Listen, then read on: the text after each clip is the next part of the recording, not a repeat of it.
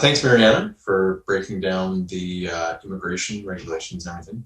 I don't have control of the slides. Do I, Mariana? Mm, I don't think so. Yeah, I can just move the slides for you. Okay, awesome. I'm going to be chatting to you today a little bit about quarantine as it relates to travel. This is something new that's come up that it wasn't obviously part of the immigration regulations before COVID-19. So it's something that we're learning as we go along. And kind of the important thing to start with is that anything about your quarantine. So Mariana at the top, she mentioned that we are what's called regulated international student immigration advisors.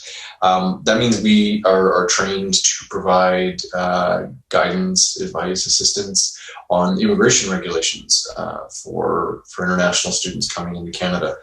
Quarantine isn't a immigration regulation per se, so we're not the experts on this, nor are we trained to give formal advice or to review documents for students. This is a Public Health Canada policy that's enforced by what's called the Canada Border Service Agency, which is the government department which will review, which you always speak to when you come into Canada to authorize your entry.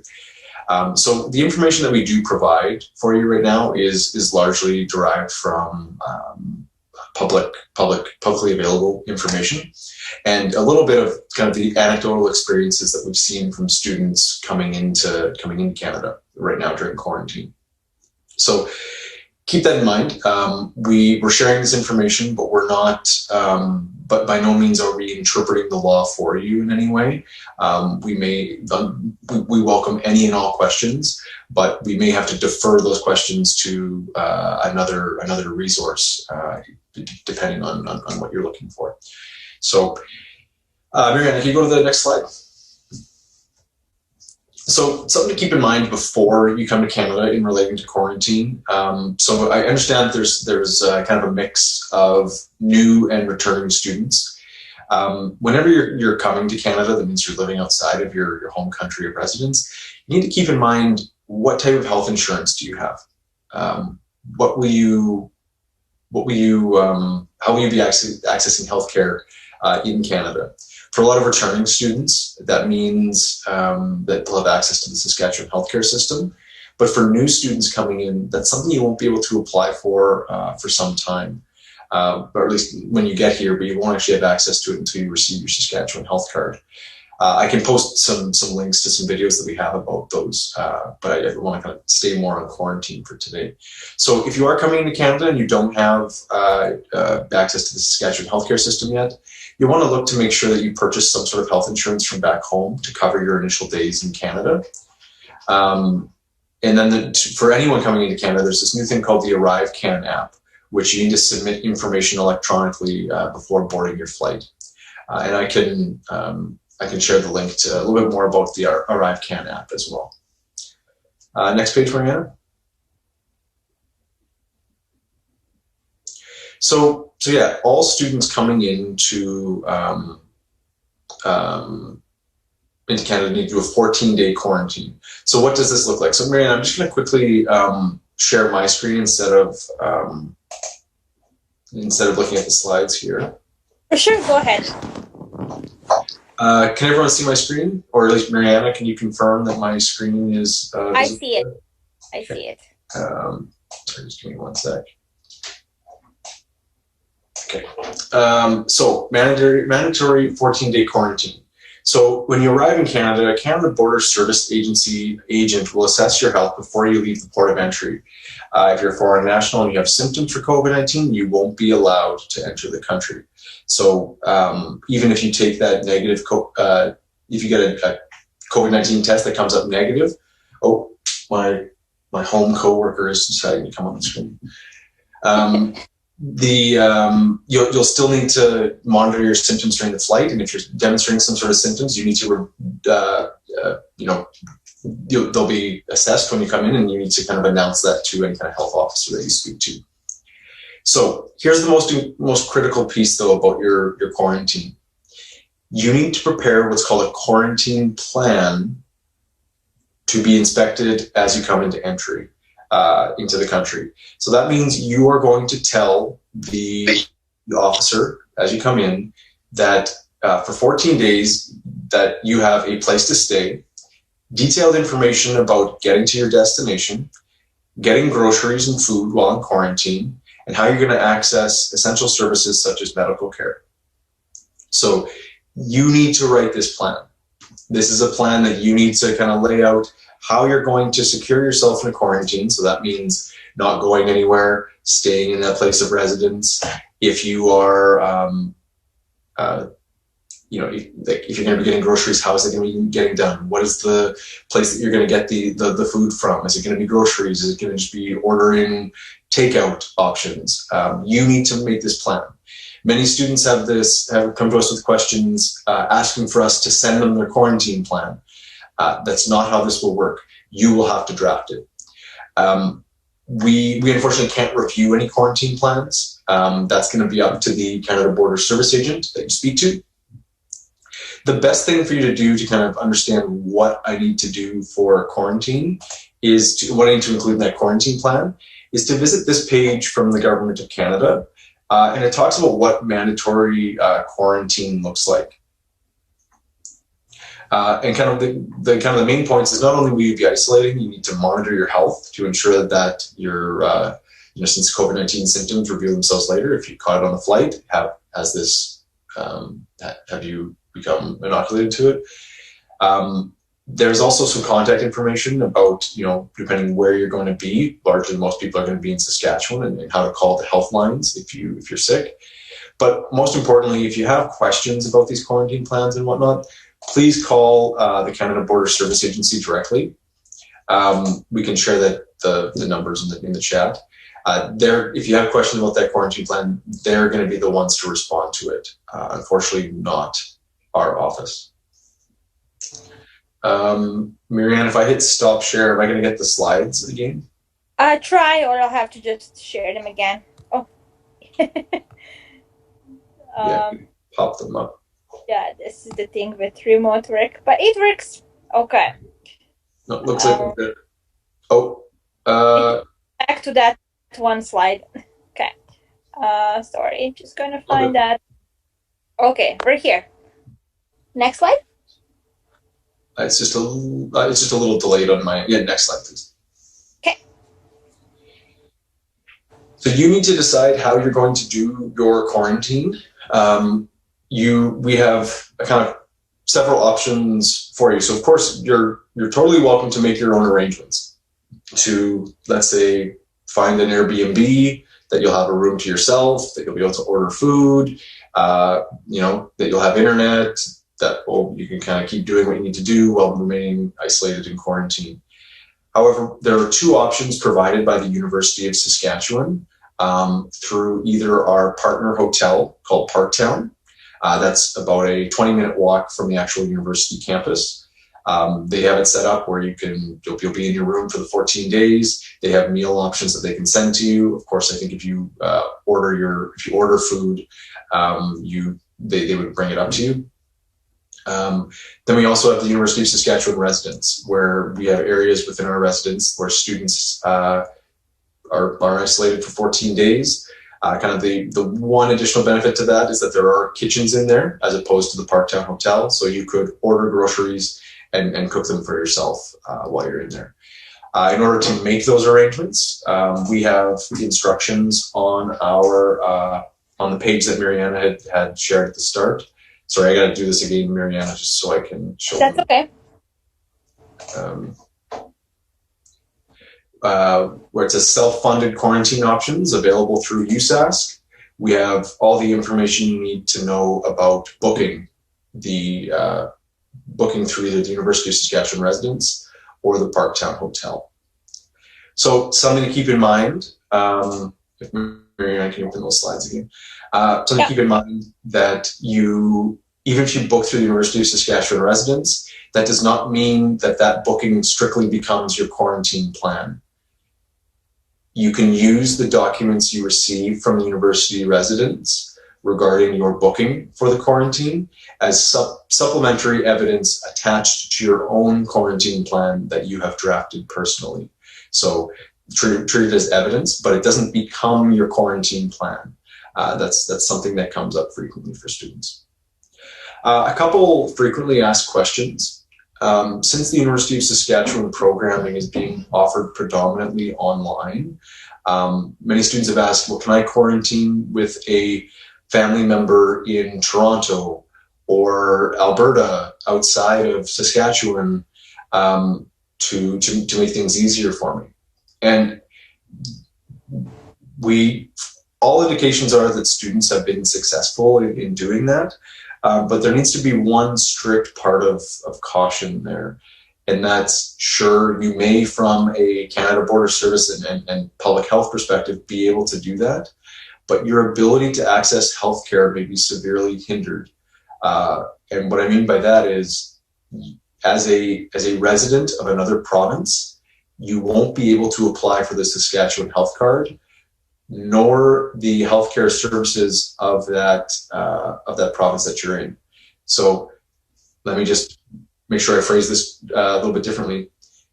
As someone who's going to be attending the University of Saskatchewan, you can apply to get access to the Saskatchewan healthcare system once you take up residence in the province. If you're living in, let's say, Ontario, you need to be attending a university in Ontario to get access through their healthcare system through their card. You could potentially purchase insurance from back home, bring it with you, that would be eligible for all areas, but we can't guarantee that. So keep that health consideration in mind when you're making your decision. We're not saying this to make sure that you end up in Saskatchewan. We have no incentive to do that for you, to say that to you. We've just noticed that students have hit many roadblocks when it comes to accessing healthcare in that regard when they choose to quarantine in a different location. So keep that in mind, please. Mariana, what other kind of frequent questions come up with our quarantine, students quarantining? Usually it's, can I quarantine someplace else, and then can I live there and while taking classes online at the USask? Mm-hmm. So as Jordan has said, yeah, that may totally be possible because it's online, and as long as the CBSA officer is fine with that.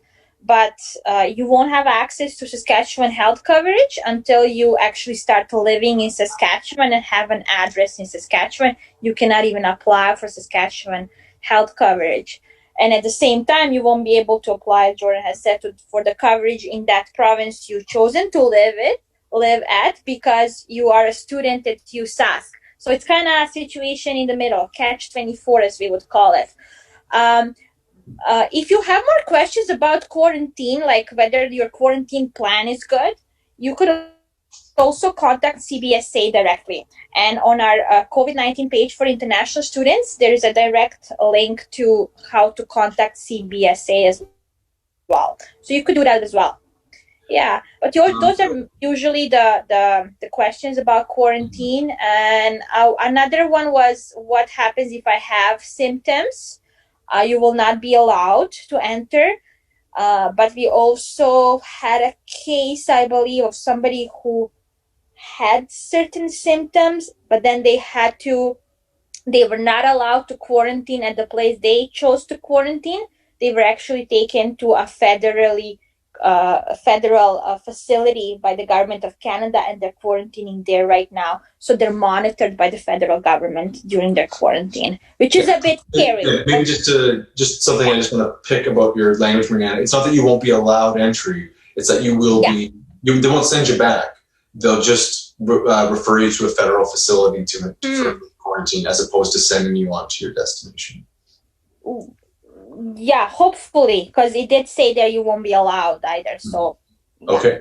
So, yeah, it could happen. Mm-hmm. One other question that comes up frequently is, let's say you fly, I'm going to just give a random example. You fly from Europe and you arrive in Toronto, but your final destination and where you do your quarantine is in Saskatoon. Some people are under the impression that they need to do their quarantine in Toronto because that's where they arrive. That is incorrect. the government of Canada allows students to take connecting flights to their final destination where they will complete their quarantine. You would not be allowed to leave the airport. You'd have to follow all the airport's regulations about connecting flights and international travel. So there's no like, hey, I'm going to go see my family for a day and then go on to my quarantine location. It's very strict that you will continue on the connecting flight and you will quarantine in your final location. Mm-hmm. That great point too. Sorry, and just a few things about you have to wear a face mask or face covering throughout, probably like on your flight all the time. When you arrive here, you have to please make sure to follow any public health guidelines because everybody's so stressed and on the edge. So you just keep it low and follow the advice and rules. And your airline will actually be kind of the first point of screening because if you don't have that COVID-19 test now negative to present the results, you won't even be able to board the flight. So make sure to follow all of the guidelines right from the beginning. Cool. One last thing, I did kind of mention a bit about health coverage and the provinces. It can be a little bit confusing for students given that every country does healthcare differently. Mm-hmm. I've provided some links just in the chat right now to 2 videos that we've made. One describing what healthcare coverage students need while studying in Canada as study permit holders, and another video which is a tutorial on applying for the Saskatchewan health card. I encourage you to look at both. You'll recognize the voice of the narrator in the video. The person sounds a lot like me.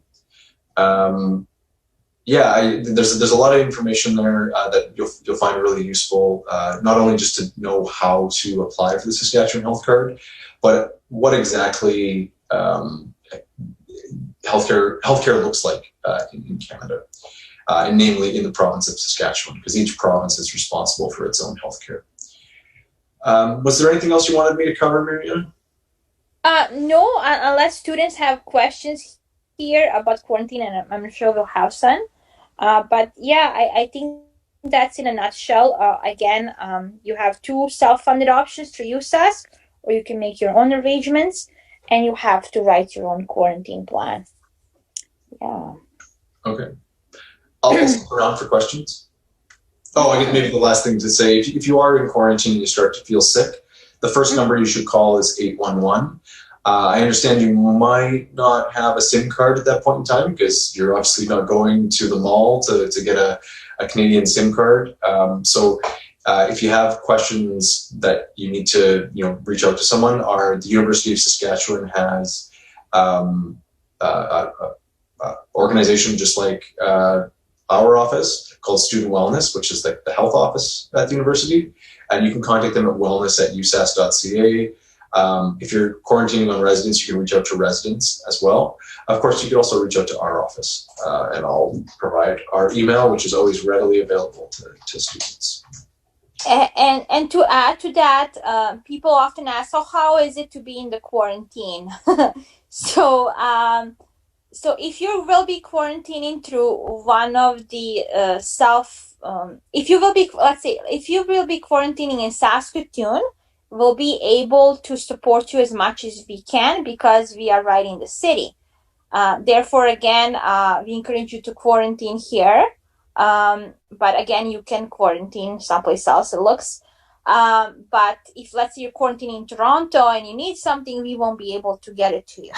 But if you're quarantining in Saskatoon, either at the Residence or Parktown Hotel or any other independently organized location, our staff, we have a staff member who's kind of working at weird hours in the day and the night, and he's sort of on the call for people who are in quarantine. So they'll be able to help you with any needs you have or any questions. I know they're also doing wellness checks. So once the students are settled in quarantine, you might get a call to see, hey, how's it going? What do you need? How are you feeling? And et cetera, et cetera. Another thing is that you could also get a taxi ride from the airport to the quarantine in Saskatoon, but if you're quarantining someplace else, you won't be able to do that. So again, once you're here in Saskatoon quarantine, we'll be able to support you much better with, it could be anything from like, hey, I need an extra fork. Honestly, it could be anything like that. We would be able to help you. We also assemble, not we particularly, our office and our lovely administrator Christine, she assembles these care packages for students. So there's a bit of a welcome bag when you come here with some essentials that a lot of people find very useful, and to make you feel less stressed and anxious. So again, like I said, no incentive for you to quarantine in Saskatoon. We're not here to convince you to quarantine in Saskatoon, but that would be much desirable because you would get the most support you can. So yeah, that's a final thing I wanted to say about quarantine. Oh, one last thing. Bring your phone and computer chargers, because that is your lifeline. Yeah. And yeah, we've had some students that didn't have those. They're going to be crucial, so make sure you bring them. That's correct. Yeah, and we are in the winter here. It's been a bit mild so far. We find, -10, -15 at night, not that bad. But coming February, going further into January, it's gonna be a lot colder. So you may want to, invest into some jackets and gears if you're coming during that time, and some proper winter gear in Canada.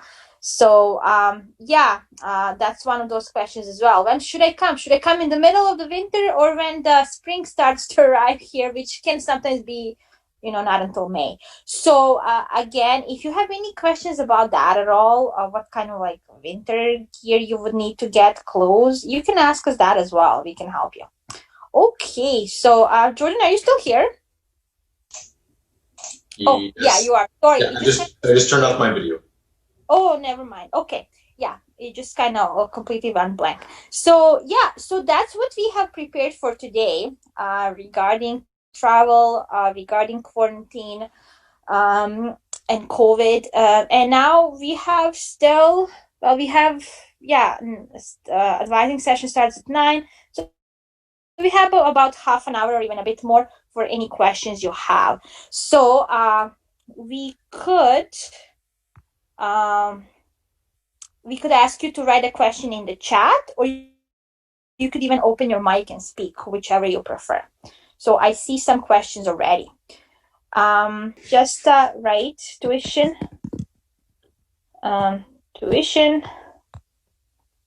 payment deadlines. Okay.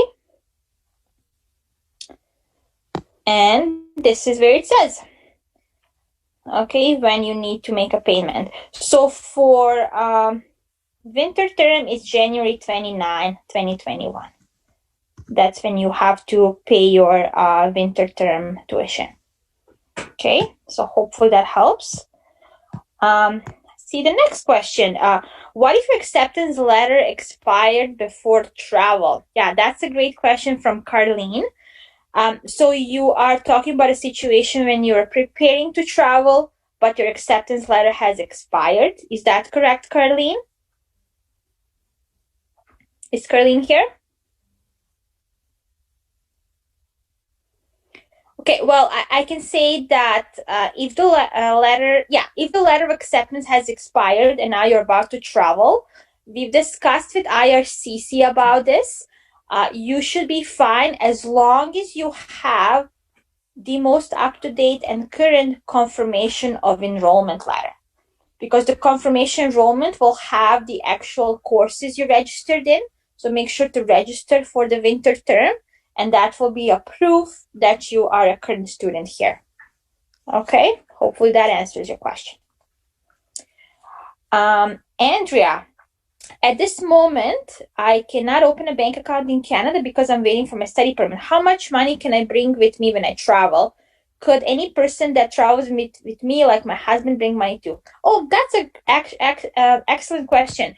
So when you go to, I know I'm giving you lots of websites here, CBSA.ca. So when you go to cbsa.ca, oh, that's not the one. Gosh. It's funny. Actually, what is the website here? Hold on.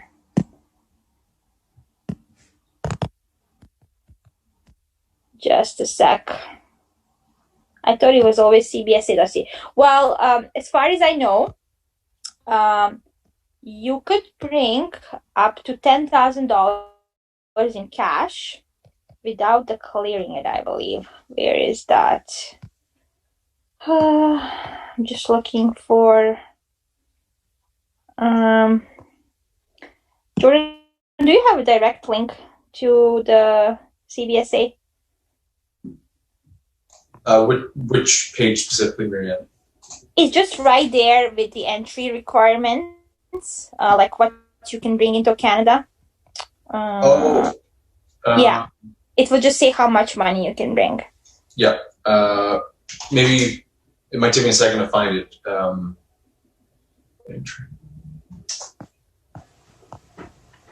Yeah, so for sure, that's a really good question. You should have some money on you, some cash when you are traveling. Yeah, Nicole is saying 10,000. Yeah, it is $10,000 the maximum you can bring in terms of cash. Yeah, per person. Yeah, per person. Yes. And you should still, Andrea, look at the page on entry from the Canada Border Services Agency. I just would like to...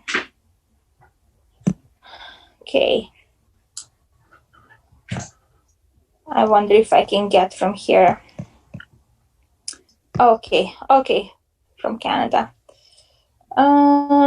Immigration, travel, tourism, jobs. Oh, transport. I guess everyone's I'm gonna share. I think this would be the best. Can you share? Yeah. Yeah, I'm just gonna check, make sure this is gonna be a helpful page. Maybe not.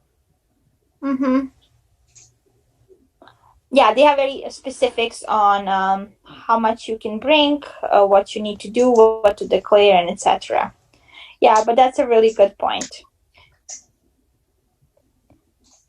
Yeah, and of course, yeah, you won't be able to open that Canadian bank account without, the study permit or any other. I don't know how it works with international accounts. Maybe you can open an international account. You could ask your educational institution. Oh gosh, not your banking institution. Maybe you could do that because sometimes that's an option as well. Okay, so I'm just going to see what other questions are while Jordan is just looking up the information. Yeah, sorry, it's not a page that I'm very familiar with. So I'm going to provide two here. Maybe just the main CBSA page. Parneka is saying, oh yeah, that's the one. What to expect at the border? Thank you. Yeah, that's the one. Parneka is asking, when you say that one must complete 50% of our program in Canada, that implies that we should arrive in Canada by April 30th to receive or we can arrive at the beginning of the term. So, Parneka, when does your study program start? Does it start in January? Yeah, hi. Can I speak? Hi, yeah, go ahead. Yeah, okay. I can hear you. So it started in fall 2020, my program. It started in the fall 2020? Yeah, I'm doing my master's program, which is 2 years, and it started in fall 2020. So right now, my term 2 has begun, the winter term. So I'm just wondering when to come to Canada because I have received my study permit. Okay, so you should be arriving before April 30th.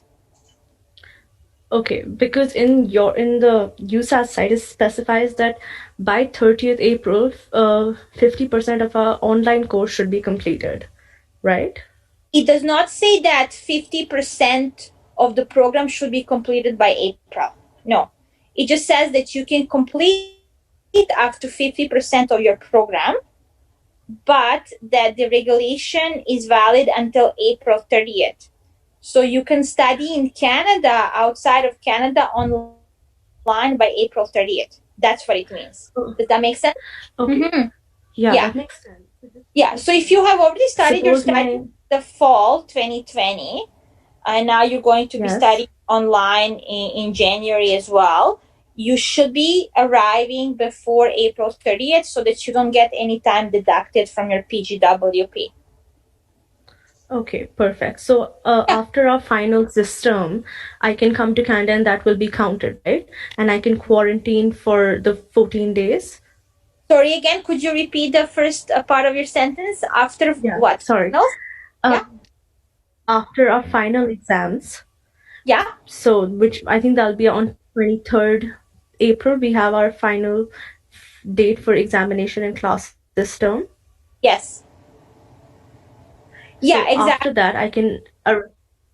Okay. Yeah, if you have a, so you have a valid study permit now? Yes, I do. Yeah, or you just have an approval? I have a student visa, not a permit. I think I'll have to come to Canada to get the I understand. permit, I think. I understand. You have a visa in your passport so you can travel to Canada. When does that expire? Yes. Do you Oh, it know when? expires in 2022, Oh, December 2022. okay. But and you have your study permit approved. Do you know what it says on the Yes. study permit approval letter? By what time you have to enter Canada? No, I don't think it's specified.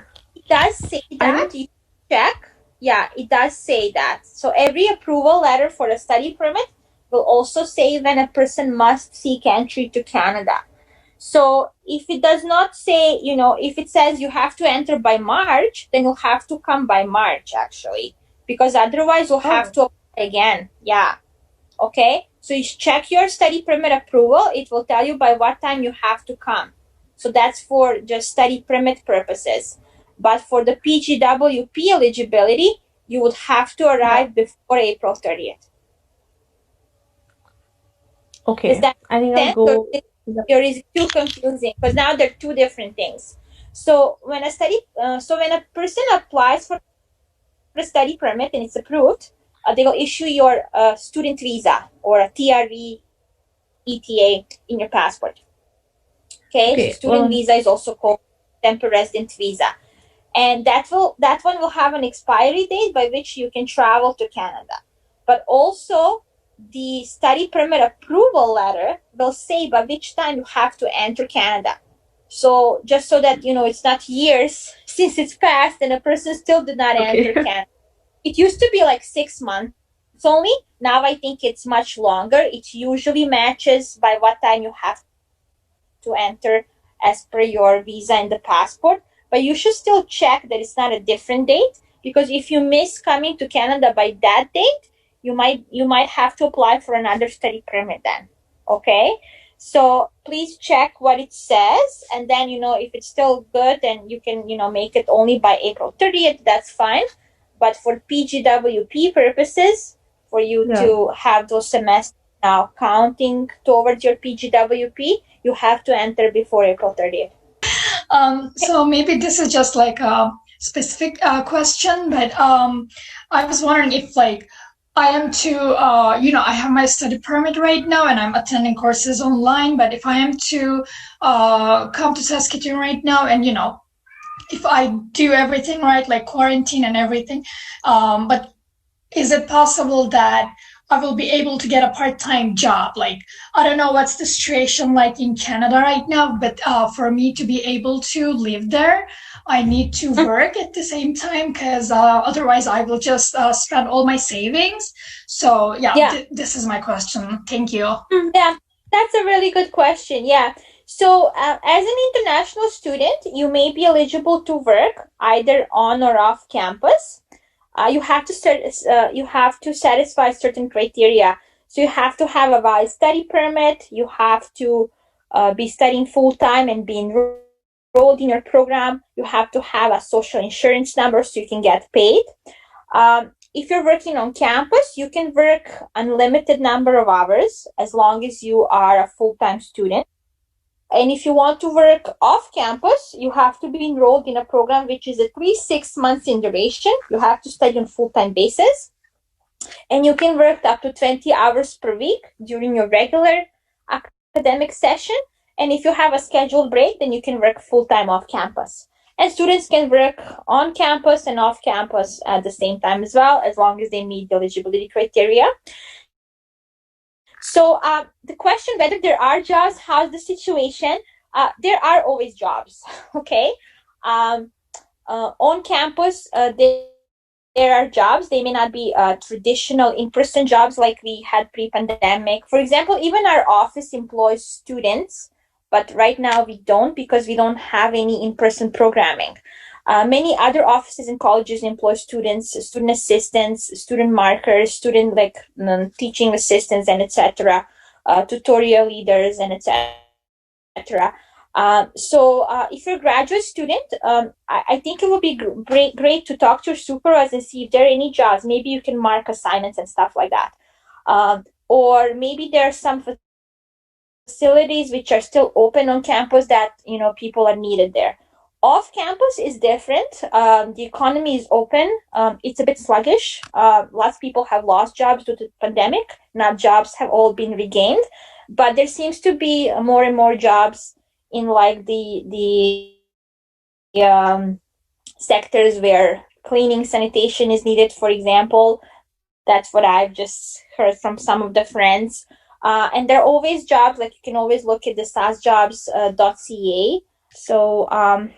So this is the information about all of the available jobs in Saskatchewan, for example. And then you can browse by occupation and browse by region. So, for example, in Saskatoon, currently there are thousands of available positions. I don't know which ones, but you can just browse to see what's available. Lots of people, are working remotely, but, lots of people are also back to offices. It just depends what kind of a business it is, how big is it or not. Like we are a small town of 30,000 campus, so it's a different story, but I know many of my friends who used to work remotely in their offices. In other companies, they're already back to offices, for example. And you could always check on our USask website if you just type in career link and the Student Employment Center. You can also, as a student, see what are all jobs available to students on campus or agencies affiliated with the university. Those will be listed there as well. So hopefully that helps. But there are jobs. Okay, that's a great question. Any other questions? Yes. Go ahead. Hi, good afternoon. My name is Adesun. Hi. Yes. I'm doing a non-degree course in postgraduate studies. Okay. And I want to know if I'll be qualified for a postgraduate work permit after the course as a full-time student. So if you're in a non-degree program, you would not be eligible. Yes. Yeah, because the program you are enrolled in has to lead to a degree, diploma, or certificate, and has to be at least 8 months in duration. Yeah. So usually when students are in a non-degree program, it's usually for a term, and then they choose their field. So once you are in a degree program, then you would have to finish that program. And if that program is at least 8 months in duration and you finished it on full-time basis, you may be eligible for a post-graduation work permit. Does that help? Yes, please. Thank you very much. No problem. Yeah, thank you. Okay, thank you, Ruben. Okay, any other questions? We still have a couple of minutes here.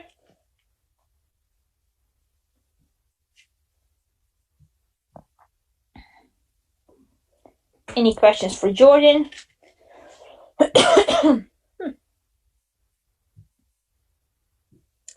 Yeah, I know it's been a while. We started at 7. It's 8:45.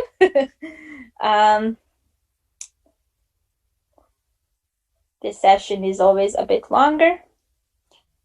Okay. Yeah, so if... sorry, please. I think I still have another question. Yeah, go ahead. Sorry about that. Yeah, now the challenge now is I've already done my medicals. Yes.